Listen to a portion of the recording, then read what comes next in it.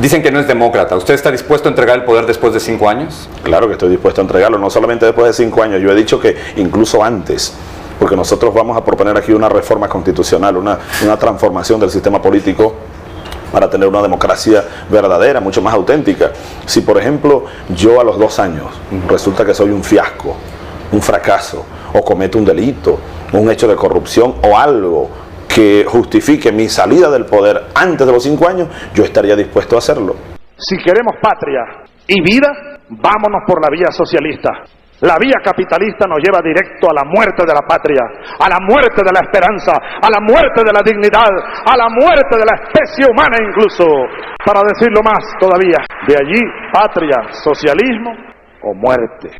¿No hay intención de nacionalizar absolutamente nada? No, absolutamente nada. Incluso hemos dicho, nosotros estamos dispuestos a darle facilidades aún más de las que hay a los capitales privados internacionales para que vengan aquí a invertir. Grandes empresas nacionales y algunas internacionales que ganan bastante dinero y apoyan los planes de la oposición. No sería ni malo un decreto de nacionalización de grandes empresas por atentar contra la Constitución de la República y contra la paz nacional. Yo no soy el diablo, yo soy un hombre que va con los mejores lazos de hermandad a trabajar conjuntamente con todos los países de América Latina, de Norteamérica y del mundo entero. La última pregunta de Cuba es esta. Si para usted Cuba es una dictadura o no es una dictadura. Sí, es una dictadura. Sí, es una dictadura. Sí, pero no puedo yo condenar a Cuba. ¿Sabe? Hay un principio de derecho internacional que es la autodeterminación de los pueblos. Los pueblos deben darse sus gobiernos o deben hacer sus propias historias. Yo no puedo desde Caracas, sentado aquí, empezar a juzgar a los gobiernos y a los pueblos del mundo.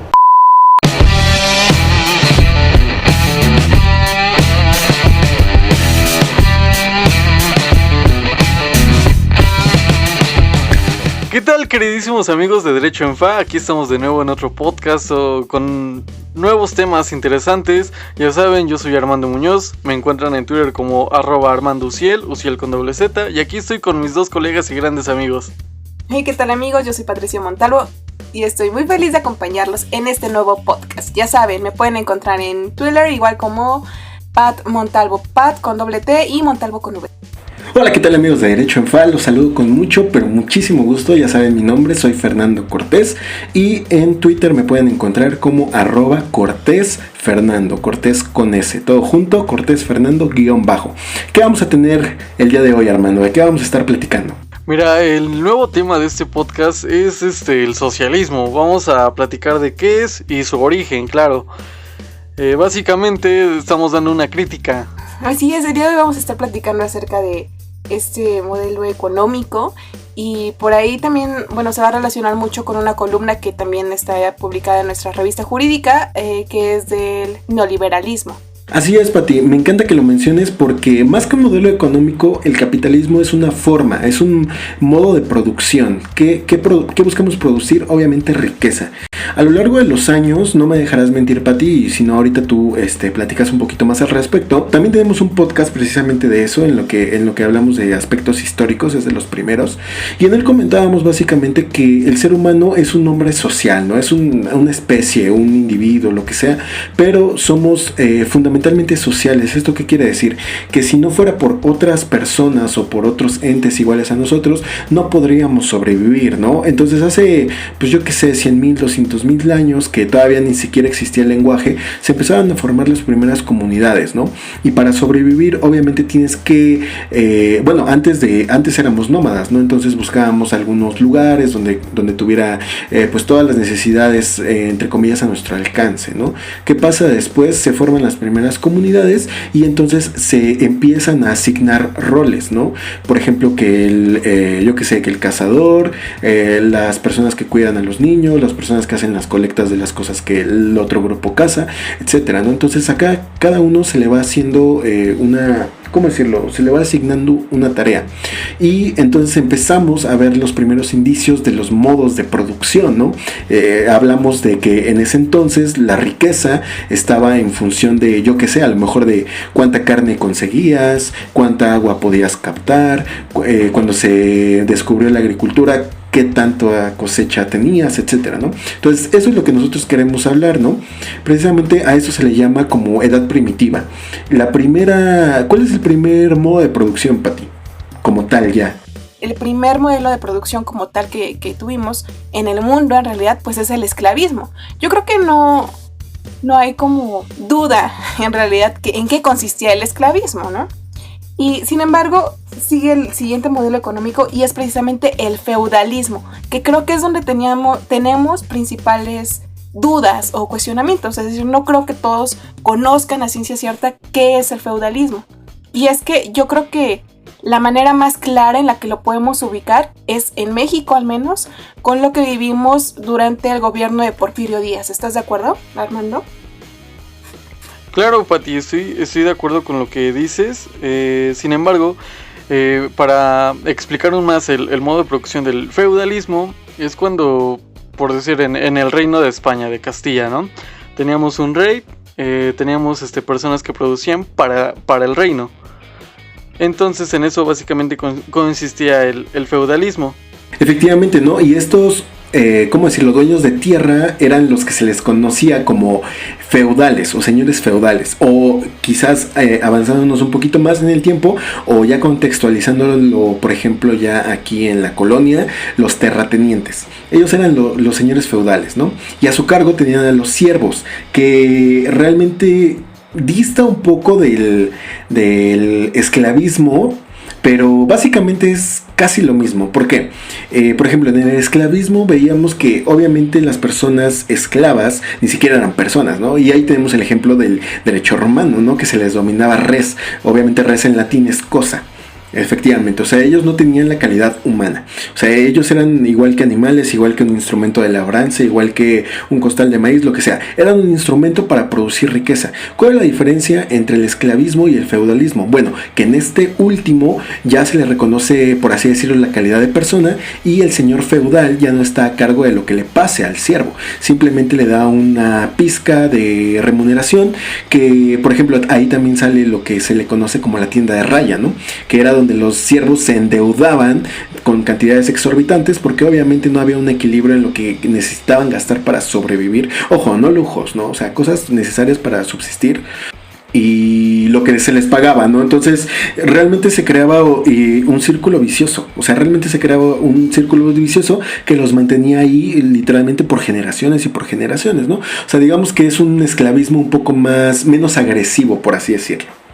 Claro, amigo, como también remontamos aquí en la época que me había mencionado Pati en el porfirismo, donde las personas hacendadas tenían el control de estos modelos de producción, donde ponían a trabajar a campesinos, a personas, pues sí, de escasos recursos que no contaban con este tipo de cosas, y los mantenían trabajando bajo un nivel, pues sí, muy, muy, muy mal pagado, pues llega a esta condición de hartazgo y de necesidad también de modificar, de cambiar ese modelo, ese modo de producción, ¿no? Y es así como llegamos al siguiente modo de producción, que es el capitalismo. Y yo creo que ya estamos un poquito más familiarizados con ello. Y precisamente este modelo de producción va a permitir a este tipo de personas que tengan mayores derechos, que se les reconozcan infinidad de derechos. Es así como tenemos, por ejemplo, en materia laboral, una jornada de 8 horas, un salario mínimo, vacaciones, en fin, todo este tipo de derechos sociales que en realidad son, pues es a partir de esto. Lo mismo con el derecho agrario, la repartición de las tierras, ¿no? La tierra es de quien la trabaja, pues también viene de toda esta corriente. Efectivamente, a mí me gustaría hacer como la puntualización de cuando mutamos al nuevo sistema o más bien al nuevo modo de producción. O sea, no fue como de que de la noche a la mañana estábamos en el feudalismo y ya somos capitalistas. No, obviamente es una transformación social. Obviamente detrás de ello hay mucha historia, pero por ejemplo, se da a raíz de la revolución industrial, ahí en el siglo XVII y XVIII, ¿no? Ahí obviamente los inventos como el motor o la máquina de vapor y todo este tipo de cuestiones favorecieron para que los productos fueran, o más bien se pudieran hacer en masa. Es una característica muy importante del capitalismo, que se empieza a masificar la producción. Es decir, ahora ya podemos producir, yo que sé, por ejemplo, en el mismo ferrocarril, más piezas de ferrocarriles para hacer más vías férreas, todo este tipo de cuestiones, ¿no? Entonces toda la gente desempleada, bueno, más bien, ¿quién realmente se vuelven los primeros capitalistas? Los burgueses. ¿Y quiénes son los burgueses? Aquellas pequeñas personas que a lo mejor en el antiguo modo de producción eran comerciantes, o sea, gente que tenía un poquito más de dinero, es la que se empieza a adueñar de los medios de producción. Ojo, modo de producción y medios de producción no son lo mismo. Cuando decimos nosotros modo de producción, es precisamente a lo que estamos hablando desde hace rato, ¿no? Que el feudalismo, que el esclavismo, que el capitalismo, que el socialismo, bla, bla, bla. Pero los medios de producción son todos aquellos instrumentos que sirven para producir riqueza. Por ejemplo, las fábricas, por ejemplo, yo que sé, cualquier instrumento que te sirva, o sea, cualquier cosa, son medios de producción. Y entonces los dueños de esos medios de producción son los artesanos o aquellas personas que tienen dinero y se convierten en burgueses. ¿Y por qué se les denomina burgueses? Porque antes, las concentraciones de estas personas se les denominaba burgos. O sea, digamos que donde vivían este tipo de personas eran los burgos. Entonces de ahí el término burgueses. Estos burgueses se adueñan de los medios de producción. Bueno, no es que se adueñan, no es como que los arrebaten. Obviamente su capital hace que puedan comprar la maquinaria, la materia prima, bla, bla, bla, bla. Y ellos son los que dan trabajo. Entonces aquellos siervos que pues se veían sumidos en la pobreza, bla, bla, bla, bla, ven una nueva oportunidad de integrarse a la fuerza laboral, pero ahora en masa. Entonces es ahí donde se crea, o más bien mutamos a antes ser siervo, ahora a ser un obrero, ¿no? Que es, digamos, la nueva clase trabajadora, ¿no? Por supuesto que sí se vieron beneficiados, ¿no? Porque a lo mejor les alcanzaba para comprar un poquito más. O sea, tampoco es que mejoró abrumadoramente, no. También obviamente había mucha explotación, precisamente, y volvemos a lo que había dicho Patti, ¿no? Que gracias a esa revolución industrial y todos estos malestares sociales es que se estableció la jornada laboral, por ejemplo, aquí en México de 8 horas, más reconocimientos al sector social, ¿no? Al sector obrero, ¿no? Obviamente también hubo abusos, o todo el mundo lo sabe, gente que moría en las minas de carbón, gente que trabajaba más de 18 horas, niños trabajando, o sea, todo eso también son cosas que se tienen que ir puliendo, y al día de hoy tenemos lo que ya conocemos, ¿no? Como un capitalismo globalizado. Claro, amigo, y dentro de la globalización es un proceso histórico, claro, de integración mundial en los ámbitos en que económicos, políticos, tecnológicos, social y culturales, donde las naciones se ven enlazadas, ya sea por el mercado, por convenios, por tratados. Por supuesto, inclusive lo podemos ver hasta en esto que estamos haciendo, en un podcast, ¿no? Si ustedes nos están escuchando, es producto de la globalización. Si ustedes nos están escuchando, es producto del capitalismo. ¿Por qué? Porque tenemos un celular hecho en masa, o una computadora obviamente hecha en masa, que la industria que la fabrica da empleo a miles y miles de personas, da de comer a muchas familias, y realmente no es malo. O sea, yo creo que de todos los modelos o modos de producción que hemos experimentado, yo siento que el capitalismo es, digamos, el menos agresivo. Obviamente siempre va a haber un sector de la sociedad que se vea beneficiado como perjudiciado. Sin embargo, si nos ponemos a valorar, por ejemplo, obviamente estamos muchísimo mejor que hace 300, 500 años, ¿no? Donde, por ejemplo, tan solo aquí en América Latina, ¿no? Bueno, que no era América Latina, obviamente era la Nueva España, se traían gente de África a trabajar como esclavos aquí, ¿no? Y eran esclavos, ¿no? Entonces, pues bueno, ahora al menos quizás eres un obrero, ¿no? Pero tienes, por ejemplo, libertad de expresión, gozas de muchas cosas que hace 300 años, eran impensables.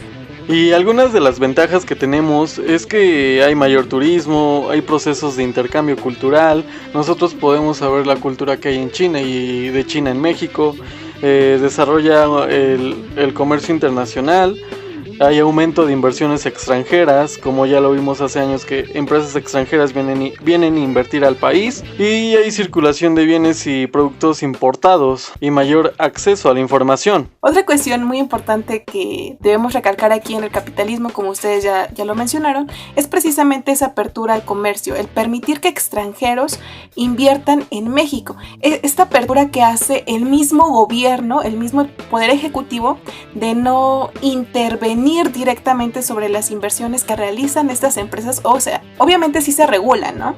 Sí hay tratados internacionales y lo que tú quieras, ¿no? Pero no hay una intervención directa, por ejemplo, en los precios, en los costos que se van a ofertar más bien al público en general, ¿no? Yo creo que es una de las principales características de este modelo económico, y quiero resaltarla porque esto va a permitir como dar pauta para el siguiente modo de producción, perdón. Efectivamente, ¿quién es el que escribe primero sobre esto? Pues el primero que escribió sobre esto, sobre el socialismo como tal, pues es precisamente Marx. Así lo vamos a nombrar. Tiene un nombre un poquito más largo, pero para que lo ubiquen. Que fue un filósofo, economista, sociólogo, periodista, intelectual, en fin, fue de todo este hombre, ¿no? Fue de todo, pero nunca trabajó el señor.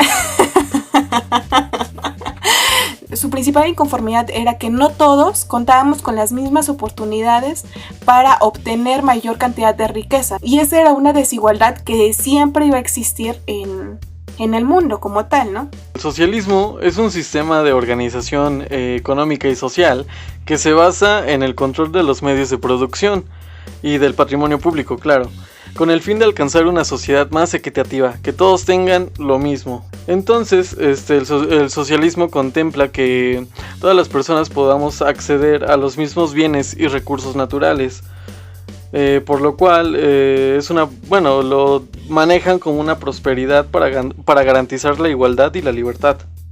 Algo que también es importante decir sobre Marx es el hecho de que obviamente pues a lo mejor sus intenciones no son por así decirlo malas, ¿no? Él simplemente busca un futuro, un mundo, una utopía, ¿no? En la que todos podamos ser felices, todos tengamos acceso a lo mismo, todos podamos convivir sin esas disparidades, ¿no? Que él a lo mejor ve en su tiempo, ¿no? Y como yo siempre lo he dicho, o bueno, también como es normal, cuando tú lees a alguien, cuando tú pues sí, te introduces al pensamiento político, al pensamiento económico de alguna persona, siempre también, o de un escritor también, ¿no? Un novelista, lo que sea, siempre tienes que tomar en cuenta el contexto y quién fue esta persona, ¿no? ¿Por qué piensa así?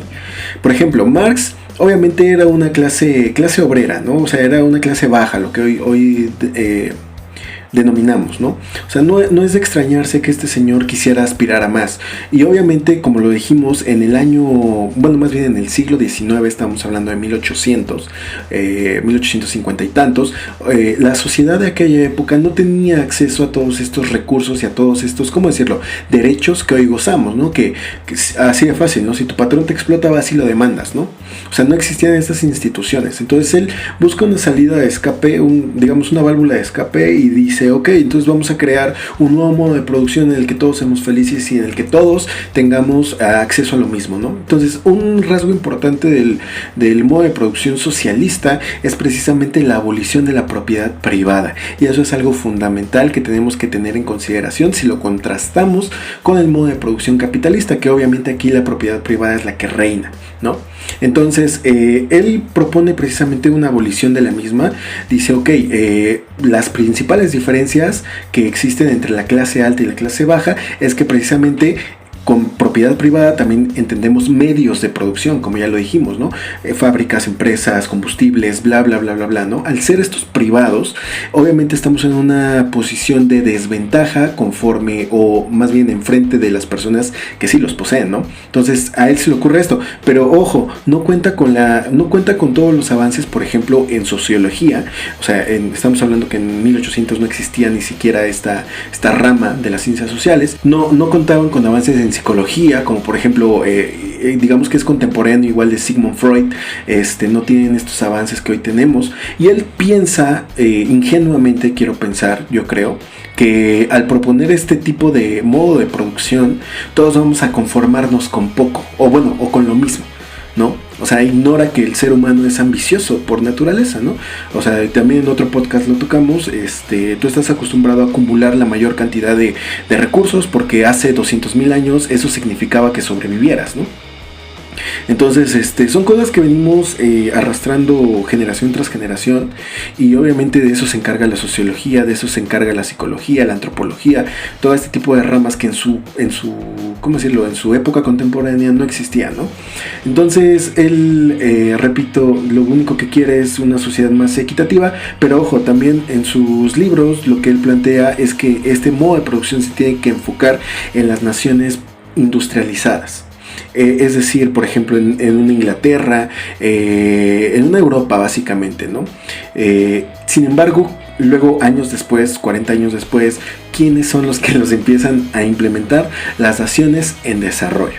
O sea, a naciones que no tienen ni siquiera fábricas, por ejemplo, la Unión de Repúblicas Socialistas Soviéticas, o sea, estaban en la miseria, ¿no? Entonces, también él postula, ¿cómo decirlo? Un modo de producción en el que, como tú lo acabas de decir, Pati,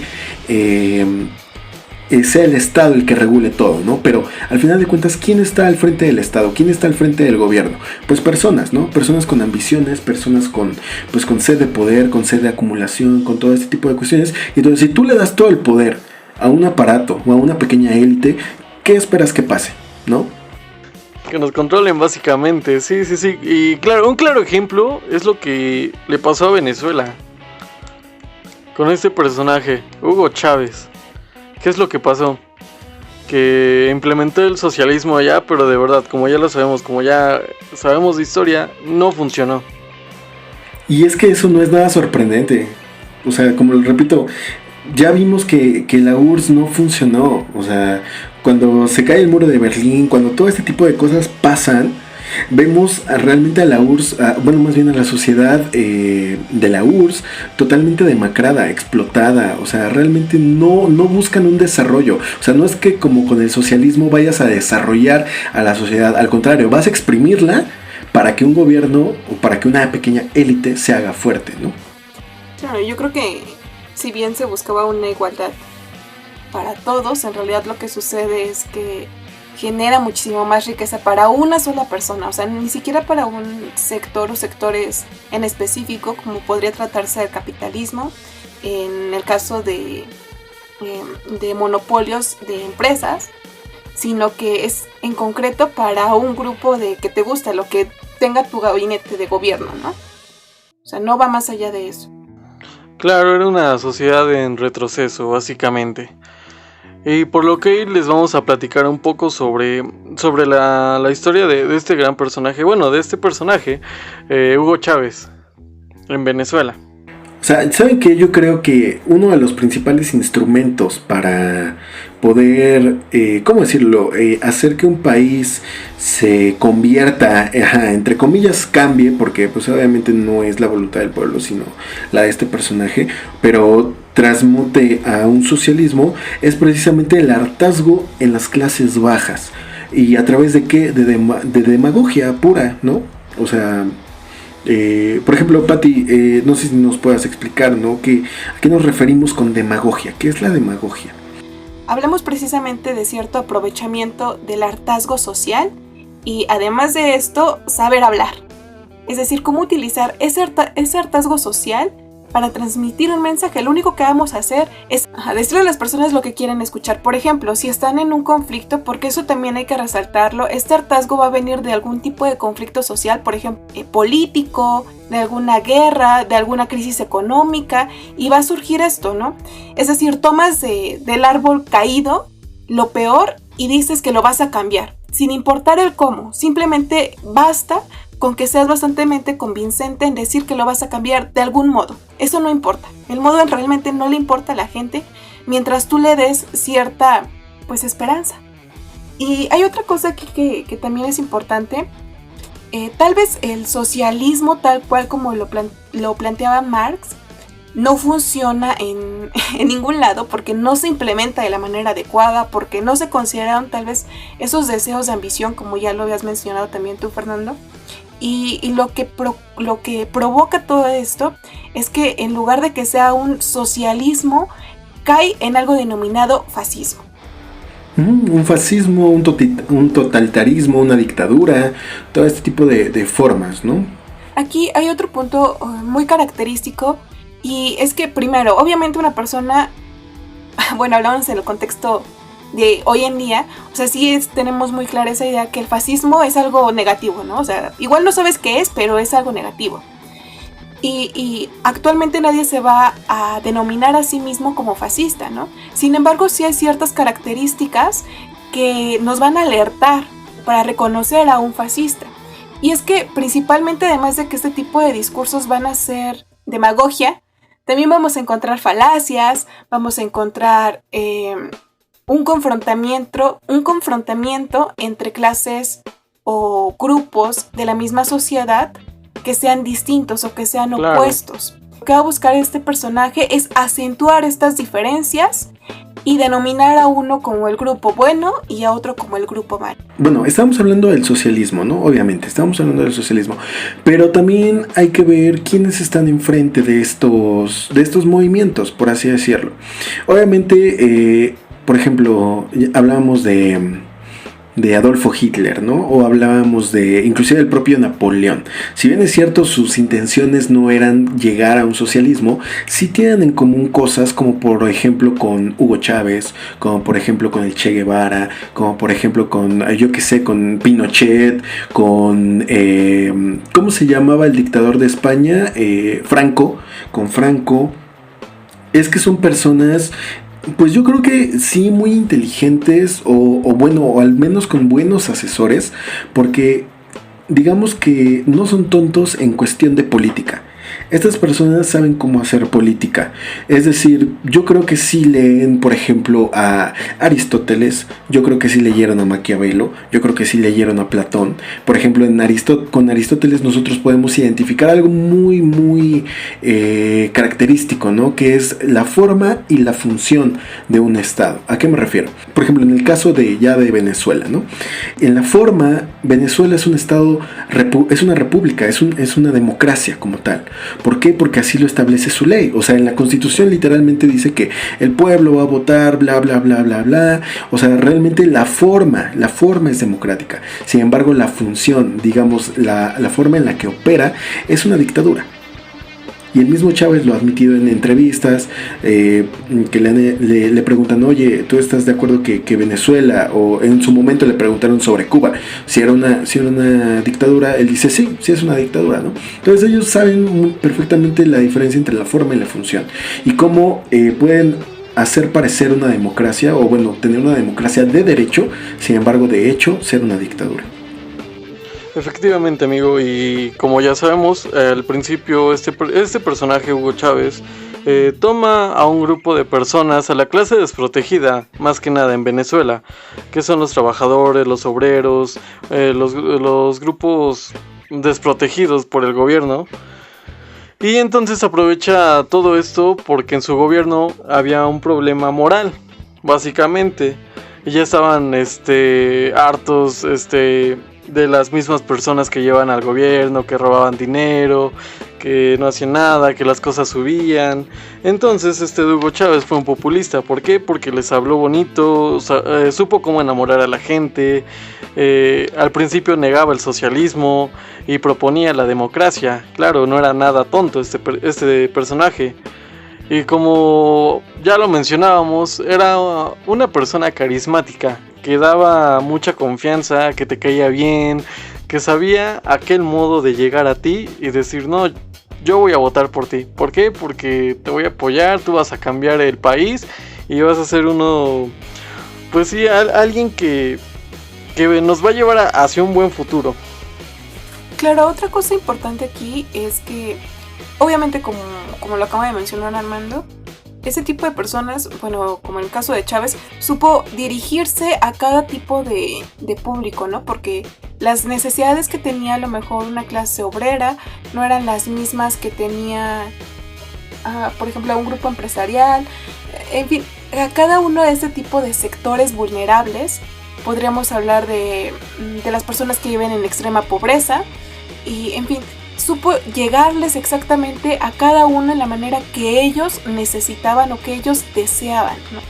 Claro, y en consecuencia, pues, ¿qué pasó? Lo apoyaron todos, ¿no? Él en sus momentos de campañas iba en su Volkswagen, no sé si lo recuerdan, un bocho rojo, ajá, ahí saludando a la gente, haciéndose amigo de la gente, básicamente para ganar su voto. Efectivamente, hay que decir primero que él obviamente pertenecía a las Fuerzas Armadas, ¿no? Y él intenta un golpe. Que no le sale y que entonces intenta ir luego ya por la vía democrática.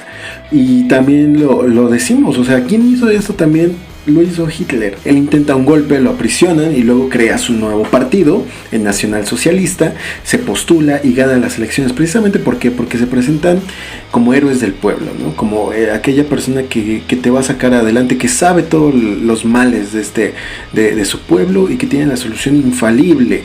O sea, él es el único que conoce la fórmula para poder llevar al desarrollo a su nación, ¿no? Entonces, aplica las técnicas pues populistas. Por ejemplo, ¿por qué digo que a lo mejor quizás leyó a Maquiavelo, ¿no? Porque él decía que para mantener esa, ¿cómo decirlo? Esa unión, esa religión entre tu séquito y tú, tienes que tener un enemigo en común, ¿no? En este caso, por ejemplo, ¿cuál era el enemigo en común de Hitler? Los judíos. ¿Cuál era el enemigo en común de ahorita que estamos hablando de Chávez? Pues obviamente también las cúpulas del poder, ¿no?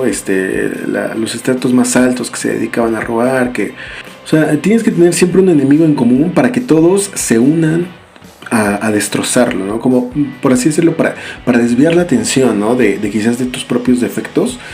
Siempre tienes que estar atacando constantemente a alguien. Cuando se te acaba eso, cuando ya logras derrotarlo, buscas otro, ¿no? Por ejemplo, igual en el caso de Hitler, ¿no? Los judíos, y luego contra quién, contra los homosexuales, y luego contra, ¿sí me entienden? O sea, siempre tienes que tener un enemigo en común, siempre tienes que dividir, siempre tienes que polarizar. Claro, y como bien sabemos, Hugo Chávez era una creación básicamente de Fidel Castro, porque tenían la misma ideología. No sé si recuerden que Hugo visitó La Habana en Cuba y fue recibido por Fidel Castro como jefe de Estado de Venezuela. Eso fue algo muy, muy interesante. Sí, no, yo creo que también mucho tuvo que ver su cercanía a Cuba, ¿no? Obviamente estamos hablando de que ya en ese entonces Cuba tenía bloqueos económicos muy fuertes por parte del mal llamado imperialismo yanqui, pero no quiero decir que le lavaron la cabeza a Hugo Chávez, ¿no? Y que él era bueno y que lo cambiaron, no, pero sí tuvo mucho que ver el hecho de que se acercara al gobierno cubano y que se dejase influenciar por todo este tipo de corrientes socialistas, ¿no? Igual, regresemos a la historia. Por ejemplo, Cuba era fiel amiga, por ejemplo, de la Unión de Repúblicas Socialistas Soviéticas, ¿no? La URSS. Tan es así que aquí en Cuba, bueno, en el Caribe, tenían una base militar, y yo creo que a todos en algún momento de nuestra educación, en la secundaria o en la prepa, nos hablaron de la crisis de los misiles. Obviamente era un punto estratégico para la Unión de Repúblicas Socialistas Soviéticas durante el periodo que conocemos como la Guerra Fría, ¿no? También hay videos, y eso es ya nada más como un dato extra, de Fidel Castro estando con la Unión de Repúblicas Socialistas Soviéticas y presentándolo como su aliado en las Américas de la lucha socialista. Claro, amigo, y mira, este es un tema que hay que, yo creo que hacer un segundo podcast, porque es muy interesante saber la vida de este gran personaje, ¿no? De Hugo Chávez, cómo se fue influenciando en diferentes países para llegar a lo que llegó y a lo que ahora es la República Socialista de Venezuela. Entonces yo creo que por aquí dejamos este podcast y nos estaremos viendo en un segundo. Sí, sin lugar a dudas un tema que pues, se debe tocar así como que con pinzas, ¿no? Da mucho de qué hablar el socialismo, el comunismo, porque ojo, igual no es lo mismo socialismo que comunismo. Les vamos a explicar también, queremos explicarles cuál es la diferencia.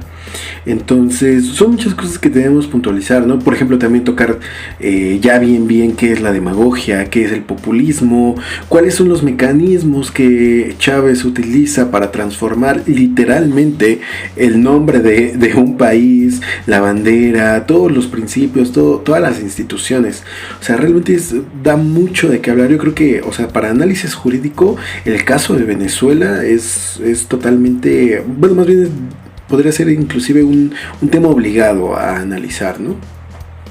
Hay algunos detalles que deberíamos mencionar y precisar con mayor claridad y entrar más a fondo, ¿no? En este tema de lo que sucedió, de lo que está sucediendo con Venezuela. Y creo que ya hemos explicado, pues, como el contexto en el que se encuentra, o se encontraba más bien el mundo, cuando Hugo Chávez llega al poder, o incluso un poco antes, ¿no? De que esto suceda. Y pues creo que ya hemos dado también suficiente contenido respecto a cómo funcionan este tipo de modos de producción.